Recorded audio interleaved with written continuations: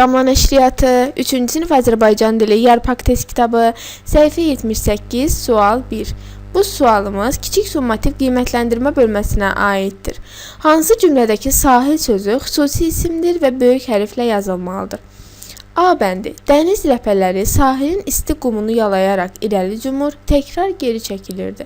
Burada sahil sözü xüsusi isim deyil, yəni dəniz ləpələri sahilin isti qumu deyilirsə, burada dənizin sahilindən danışılır. Ona görə də A bəndində ümumi isim işlənib. B bəndi. Gəmi sahilə doğru irəliləyirdi. Burada da sahil sözü dənizin sahili mənasında işlənib, ümumi isimdir. C bəndi. Bugün qonşumuz sahili gördüm. Burada sahil şəxs adını bildirir. Böyük hərflə yazılmalıdır. Çünki xüsusi isimdir. Deməli, sahil sözünün xüsusi isim kimi işləndiyi cümlə C bəndindədir və burada sahil sözü böyük hərflə yazılmalıdır. Doğru cavab C bəndi. Damla Nəşriyyatı 3-cü sinif Azərbaycan dili Yarpak test kitabı səhifə 78 sual 2. Bu sualımız kiçik summativ qiymətləndirmə bölməsinə aiddir. Hansı cümlədə mürəkkəb sifət işlənib? A bəndi. Bu qayda qanuna riayət etməlisiniz. Burada qayda qanun sözü mürəkkəb sözdür, amma sifət deyil. Nə? Qayda qanun isimdir. Ona görə də A bəndi doğru deyil. B bəndi. O Kürdəmirə getdi. Burada da mürəkkəb sifət işlənməyib. Ona görə B bəndi də doğru cavab deyil. C bəndi. O gülərüz bir insan idi. Burada gülərüz sözü sifətdir və mürəkkəb sifətdir. Necə? Gülərüz. Deməli, mürəkkəb sifətin işləndiyi cümlə C bəndindədir. Doğru cavab C bəndi. Damla Nəşriyyatı 3-cü sinif Azərbaycan dili Yarpak test kitabı səhifə 78 sual 3. Bu sualımız kiçik summativ qiymətləndirmə bölməsinə aiddir. Verilmiş mətndə hansı sualın cavabı yoxdur? Uzaq şərq ölkələrinin birində Ələddin adında bir uşaq vardı. Balaca Ələddin anası ilə birgə yaşayırdı. O çox dəcəl bir oğlan idi. A bəndi. Hadisələr nə zaman baş verir? Bu sualın cavabı mətndə yoxdur. Deməli, A bəndi doğrudur. Çünki bizdən soruşulur ki, hansı sualın cavabı mətndə yoxdur. B bəndi. Hadisələr harada baş verir?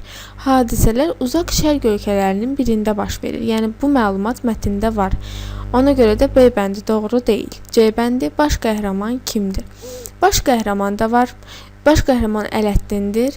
Çünki deyilir ki, uzaq şərq ölkələrinin birində Ələddin adında uşaq vardı və Ələddin haqqında məlumat verilməyə davam edir. Ələddin anası ilə birgə yaşayırdı. Deməli, baş qəhrəman Ələddindir. C bəndindəki sualın cavabı da mətndə var. Cavabı olmayan sual A bəndindədir. Deməli, doğru cavab A bəndi. Damla Nəşriyyatı 3-cü sinif Azərbaycan dili Yarpak test kitabı səhifə 78 sual 4. Bu sualımız kiçik summativ qiymətləndirmə bölməsinə aiddir. Əlinin lövhəyə yazdığı cümlələrdəki mürəkkəb sözlərin yazılışının doğru və ya səhv olduğunu müəyyən edin. Mən yeni ayaqqabı aldım. Burada mürəkkəb söz, yəni ilk cümləmizdəki mürəkkəb söz ayaqqabı sözüdür. Bu söz isimdir, amma yazılışı doğru deyil. Ayaqqabı bitişik yazılan mürəkkəb sözdür. Deməli, ilk mürəkkəb sözümüzün yazılışı səhvdir. İkinci cümləyə baxaq. O gecə gündüz çalışırdı. Burada mürəkkəb söz gecə gündüzdür. Defs ilə yazılan mürəkkəb sözdür. Doğru yazılmayıb, ona görə də səhvdir. Üçüncü cümləmizə nəzər salaq. Anam kəklik otlu çay dəmlədi. Burada mürəkkəb söz kəklik otlu sözüdür. Doğru yazılıb.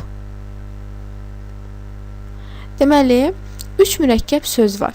Birinci və ikinci mürəkkəb sözlər səhv yazılıb, ikinci mürəkkəb söz doğru yazılıb. İndi bəndlərə baxaq. A bəndi doğru, səhv, doğru.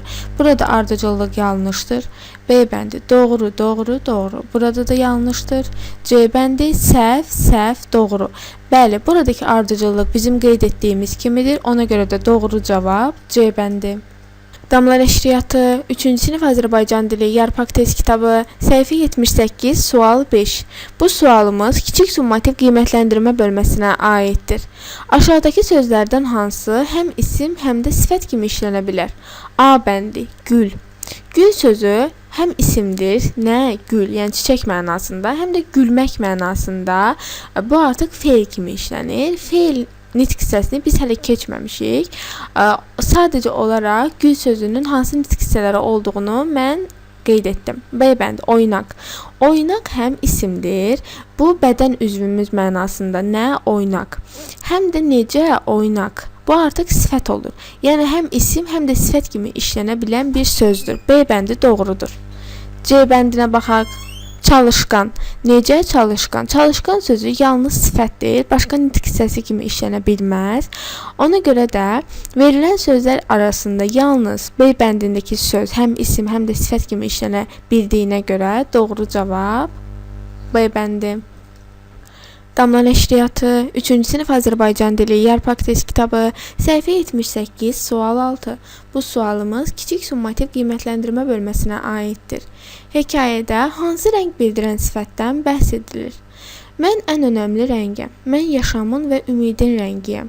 Çəmənlər, yarpaqlar üçün seçilmişəm. Yazda ətrafa bir baxın. Hər tərəf mənim rəngimdir. Bizdən soruşulur ki, bu hekayədə verilmiş mətndə hansı rəngdən bəhs olunur? Əgər çəmənlər və yarpaqların rəngiyəm deyirsə və yazda ətrafda olan rəngdən bəhs olunursa, bu yaşıl rəngdir. Biz bilirik ki, yazda yarpaqlar, çəmənlər, ətraf yaşıl rəngə bölünür. Deməli, doğru cavab B bəndi yaşıl. Damla nəşriyyatı 3-cü sinif Azərbaycan dili yarpaq test kitabı səhifə 79 sual 7. Bu sualımız mətnlə bağlı sualdır. Kiçik summativ qiymətləndirmə bölməsinə aiddir.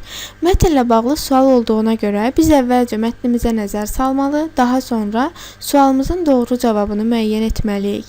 Gəlin birlikdə mətnimizi oxuyaq. Çin dünyanın şərq hissəsində, günəşin çıxdığı yerdə yerləşən bir ölkədir. Çinlilər bir çox işlərlə məşğul olur. Bunlardan biri də bambu ağacının yetişdirilməsidir. Bu ağac çox əziyyət və səbir tələb edən bitkidir. Deməli, bambu ağacının toxumu torpağa əkilir, sulanır və gübrələnir. Bambu ağacı 2, 3, 4 və 5 il boyunca cücərmir. Nəhayət 5-ci ilin axırında cücərti özünü göstərməyə başlayır. Sonraki 6 həftədə 7 metr uzanır. İndi sualımıza nəzər salaq. Bambu haqqında hansı məlumat doğrudur? A bəndi. Cücərdikdən 5 il sonra böyüməyə başlayır. İndi gəlin mətnimizə diqqət edək. Yazılır ki, bambu ağacı 2, 3, 4 və 5 il boyunca cücərmir.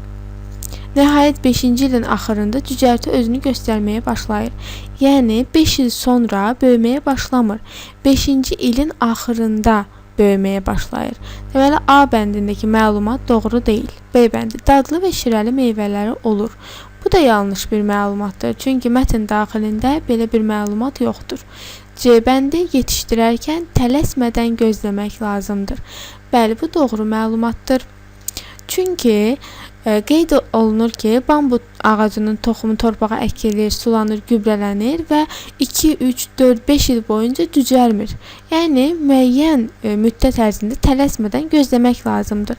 Doğru məlumat C bəndindədir. Doğru cavab C bəndi. Damla nəşriyyatı 3-cü sinif Azərbaycan dili yarpaq test kitabı səhifə 79 sual 8. Bu sualımız kiçik summativ qiymətləndirmə bölməsinə aiddir. Mətnlə bağlı sualdır. Mətnlə bağlı olsa da bu sualın cavabını tapmaq üçün bütövlükdə mətni oxumağa ehtiyac yoxdur. Sualımıza nəzər salaq. Mətnə görə günəş hansı tərəfdən çıxır? Bu sualın cavabı mətnin ilk cümləsində var. Deyilir ki, Çin dünyanın şərq hissəsində günəşin çıxdığı yerdə yerləşən bir ölkədir. Yəni, günəşin çıxdığı yer dünyanın şərqidir. Ona görə doğru cavab C bəndi şərq. Damla nəşriyyatı 3-cü sinif Azərbaycan dili yarpaq test kitabı səhifə 79 sual 9. Bu sualımız mətnlə bağlı sualdır. Kiçik summativ qiymətləndirmə bölməsinə aiddir. Sualımız belədir ki, bambu ağacını yetişdirən aşağıdakılardan hansı ola bilər? Verilmiş mətndə göstərilir ki, bambu ağacını Çində yetişdirirlər, yəni Çinlilər yetişdirir.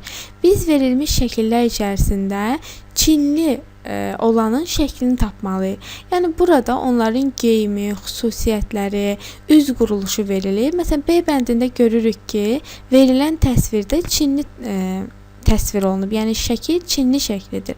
Onun üz quruluşuna, geyiminə diqqət etsək, bu bizə aydın olar. Deməli doğru cavab, yəni bambu ağacını yetişdirən Çinli olduğuna görə doğru cavab B bəndi. Damla nəşriyyatı 3-cü sinif Azərbaycan dili yarpaq test kitabı. Səhifə 79, sual 10. Bu sualımız kiçik summativ qiymətləndirmə bölməsinə aid olan açıq tipli tapşırıqdır. Şeirdəki isim və sifətlərə uyğun sütunlara yazın. Şeirin ilk misrasına diqqət edək. Burada dağ sözü isimdir. Gəlin bu sözü isim olan sütuna yazaq. Dağ. Digər sözə baxaq. Bu söz baş sözüdür. Baş sözü də isimdir. Nə? Baş. Sonra qardır. Qar sözü də isimdir. Deməli ismin aşağısına yazmalıyıq. Ağ örpəyin buludlardır. Ağ sözü sifətdir. Ona görə sifətin aşağısına yazaq. Örpək sözü nə? Örpək isimdir. Yəni şəkilçilərə diqqət etmirik. Sadəcə sözün özünü yazırıq. Buludlardır. Bulud sözü də isimdir. Digər sətrimizə baxaq. Böyük bir keçmişim vardır. Böyük sözü sifətdir. Böyük. Sonra bir sözü nə isim deyil, nə də sifət deyil. Keçmiş sözü isimdir. Keçmiş.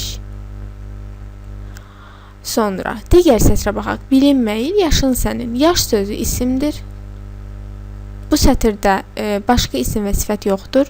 Nələr çəkmiş başın sənin. Burada baş sözü isimdir. Onu ismin aşağısına yazmışdıq. Çünki ilk sətrimizdə də vardır. Başqa heç bir isim və sifət yoxdur. Deməli biz şeir daxilindəki isim və sifətləri müəyyən edərək aşağıdakı cədvəldə müvafiq olaraq isimlərin və sifətlərin yerində cədvəl daxilində onları yerləşdirdik. Damla nəşriyyatı 3-cü sinif Azərbaycan dili yarpaq test kitabı. Səhifə 79, sual 11. Bu sualımız kiçik summativ qiymətləndirmə bölməsinə aid olan açıq tipli tapşırıqdır. Səhv yazılmış sözlərin altından xətt çəkin. Yer, göy sözü doğru yazılıb. Əks mənalı sözlərin birləşməsindən yaranıb defisdə yazılan mürəkkəb sözdür. Aş-süzən sözü yanlış yazılıb. Ona görə altından xətt çəkirik. Aş-süzən sözü bitişik yazılmalıdır. Su səpən sözü də bitişik yazılmalıdır. Doğru yazılmayıb. Yorğan döşək sözü doğru yazılıb. Defisdə yazılan mürəkkəb sözdür. Bacı qardaş sözü də defisdə yazılır. Künc bucaq sözü də defisdə yazılır. Deməli, yazılışında səhvə yol verilmiş iki söz var. Biri aş-süzən sözüdür. Defisdə yox, bitişik yazılmalıdır. İkinci söz də su səpən sözüdür ki, bu da bitişik yazılan mürəkkəb sözdür. Damla nəşriyyatı 3-cü sinif Azərbaycan dili yarpaq test kitabı. Səhifə 79, sual 12. Bu sualımız kiçik summativ qiymətləndirmə bölməsinə aid olan açıq tipli tapşırıqdır. Hər zaman böyük hərflə yazılan sözləri işarələyin. Yəni yalnız xüsusi isim kimi işlənə bilən sözləri işarələməliyik. İlk sözümüz aslan sözüdür. Aslan sözü əgər şəxs adı mənasında işlənərsə, bu zaman böyük hərflə yazılar xüsusi isim olar. Əgər heyvan mənasında aslan sözü işlənərsə, bu ümumi isim olar. Yəni hər zaman böyük hərflə yazılmır. Ona görə də buraya heç bir işarə qoymuruq. Lalə. Lalə sözü də eyni ilə əgər gül mənasında işlənərsə, bu ümumi isim olar, kiçik hərflə yazılır. Əgər şəxs adı kimi işlənərsə, bu xüsusi isim kimi böyük hərflə yazılır. Yəni bu sözdə hər zaman böyük hərflə yazılmır. Kəpəz. Kəpəz sözü hər zaman böyük hərflə yazılır. Çünki bu xüsusi isimdir. Onun ümumi bir mənası yoxdur. Ona görə də qarşısına müvafiq işarəni qoyuruq. Yer. Yer sözü kiçik hərflə yazıla bilər. Ona görə də bu hər zaman böyük hərflə yazılan bir söz deyil. Arif sözü. Arif sözü də həm xüsusi isimdir, həm də ümumi isimdir. Əgər arif insan mənasında işlənərsə, yəni müdrik, ağıllı insan mənasında, bu zaman kiçik hərflə yazılır. Əgər şəxs adı kimi işlənərsə, bu zaman böyük hərflə yazılır və Əkrəm sözü. Əkrəm sözü də yalnız böyük hərflə yazılır. Xüsusi isimdir, onun başqa bir mənası yoxdur, şəxs adıdır. Ona görə də müvafiq işarəni qarşısından qoyuruq. Deməli, verilən sözlər içərisində yalnız kəpəz və əkrəm hər zaman böyük hərflə yazıla bilən sözlərdir. Daha çox video yükləməyimizi istəyirsinizsə, kanalımıza abunə olmağı və videolarımızı bəyənməyi unutmayın.